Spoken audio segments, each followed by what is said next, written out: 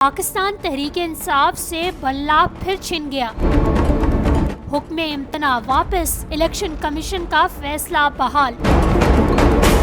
Peshawar high court کے justice اعجاز خان نے عدالتی فیصلے کے خلاف الیکشن کمیشن کی نظر ثانی اپیل پر سماعت کی، جس سلسلے میں الیکشن کمیشن کے وکیل اور تحریک انصاف کے سینئر وکیل قاضی انور ایڈوکیٹ عدالت میں پیش ہوئے۔ سماعت کے آغاز پر پی ٹی آئی کے وکیل قاضی انور نے سوال کیا کہ کیا الیکشن کمیشن ہائی کورٹ کے فیصلے کے خلاف عدالت آ سکتا ہے؟ ان کی رٹ ٹھیک نہیں ہے۔ 26 دسمبر کو فیصلہ آیا، اس پر ابھی تک عمل نہیں کیا گیا۔ الیکشن کمیشن نے اب تک ویب سائٹ پر انٹرا پارٹی انتخابات سرٹیفکیٹ جاری نہیں کیا۔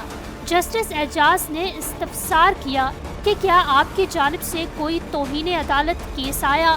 اس پر قاضی انور نے کہا کہ ہمارے امیدواروں کے کاغذات نامزدگی مسترد ہوئے۔ الیکشن کمیشن نے کیا کیا؟ الیکشن کمیشن کو ویب سائٹ پر سرٹیفکیٹ ڈالنے سے کیا مسئلہ ہے؟